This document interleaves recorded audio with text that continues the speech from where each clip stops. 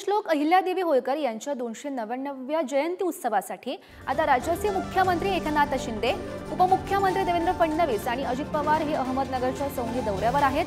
दुपारी 12 वाजता मुख्यमंत्री आणि दोन्ही उपमुख्यमंत्री जामखेड तालुक्यातील चौंडीमध्ये दाखल होतील आणि याचाच आढावा घेतलाय आमचे प्रतिनिधी उमर सय्यद यांनी। पुण्यश्लोक अहिल्यादेवी होळकर यांची 299वी जयंती आज चौंडी येथे पार पडत आहे। दरम्यान या सोहळ्यानिमित्त राज्याचे मुख्यमंत्री एकनाथ शिंदे असतील, दोन्ही उपमुख्यमंत्री असतील, ते या ठिकाणी येणार आहे आणि सभेला संबोधित करणार आहे।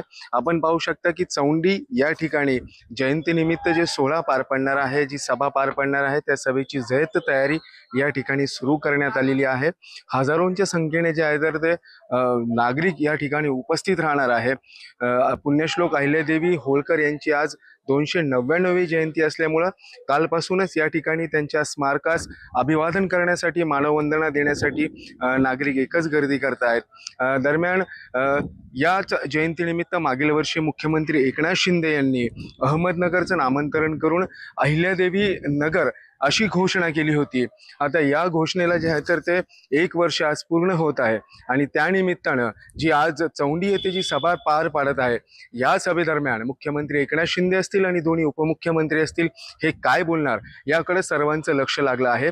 दरम्यान या सभेला मुख्यमंत्री, दोन्ही उपमुख्यमंत्र्यांसह पंकजा मुंडे, रामदास आठवले, महादेव जानकर यासह महायुतीतील सर्वच नेते उपस्थित राहणार आहेत। उमेर सय्यद, पुढारी न्यूज, अहमदनगर।